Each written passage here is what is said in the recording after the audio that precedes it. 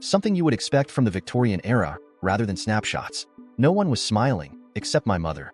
On the next page, her oldest brother had disappeared. There were no more photos of him. There were no photos of a funeral or anything like that. It was as if he had ceased to exist. Time passed. My mother went from ponytail to ponytail.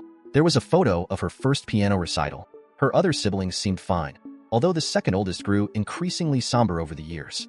He seemed to be the life of the party before the oldest brother simply disappeared. Now he was on the edge of the photos. Never smiling, sometimes smiling, never excited. His time came to an end with a family photo as well. My mother wasn't smiling this time. I think by then she knew something was wrong. That wasn't a family photo to celebrate something happy. It was to have one last image to remember him by. He disappeared from her life after that photo, as if he had never been there before. The final brother seemed as carefree as ever, but he was closest in age to my mother, probably only a year or so older. If anything, he seemed more present in her photos than ever. Maybe he was trying to spend as much time together as possible before the end. My mother went from a ponytailed little girl to a skinny, nerdy teenager with braces and acne. Her final brother seemed to skip the awkward phase and went straight to cool. I bet he was the most popular boy in his class, but he still spent all his time with his little sister. The last family photo my mother couldn't hold together, unlike the serious and somber photo of the other two. The photo blurred with movement as my mother clung to her brother. Tears streamed down her face as her whole family moved around her. This wasn't how it was supposed to happen. They were all supposed to pose politely and have one last picture of their son. Instead, my mother was crying as her brother clung back to her, his once cheerful and cool image crumbling to a scared teenager who knew what was coming but had no way to fight it. It was in that photo. My mother came down to the basement, probably to check on my progress. The moment she saw I was looking, her face fell. I put the album away and asked my mother what had happened to her brothers. I can't forget the look on her face. She looked dead. Sure, her brothers were the ones who had gone away, but she was the one who had to survive without them. They're gone now. They want the boys. She refused to explain who they were and fled to her room. She locked the door behind her and didn't come out for hours. When she did, she asked me not to talk about it, begged me to let it go. So I did. As her only child, her only son, I let it go. At first, I carried on as usual, but I couldn't let it go. I did my research.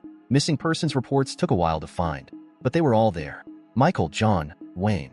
The three had disappeared on the night they turned 18. The cases were colder than ice. No trace of them ever surfaced. No sightings, no suspicious bodies. They were gone. They wanted them. I didn't know who they were, and I didn't think I would find out until tonight. But I had a date for my last day on Earth, so I decided to use my time wisely. I stopped making plans for college and started focusing on the here and now. I volunteered almost every weekend. If I wasn't in the community kitchen feeding the homeless, I was at the animal shelter helping socialize the dogs.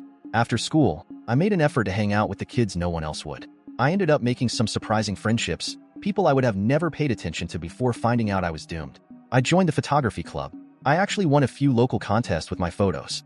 I tried to inspire other people to dedicate themselves to something creative, something fun. Not to be good at it, just to enjoy themselves. Above all, I prioritized time with my mother. I'm the only real family she has. Maybe I was a bit of a mother myself, but it didn't matter. I didn't want to leave this world without making a difference. I think I did, and I had fun doing it too. A few more hours. It's so strange. The past few years have dragged on forever and also seem to pass in the blink of an eye. I don't know what I feel. I'm certainly not ready to die or be abducted by whatever, but I don't have a choice. As far as I know, my mother is devastated. So I decided to do one last thing. I asked her to come down to the basement to show her what I prepared. Photos. Hundreds of photos from the past few years. Photos of us laughing, crying, just spending the day. I'm just stepping out, Mom. You'll always have these memories. I smiled. Maybe I can look out for you from where I'm going.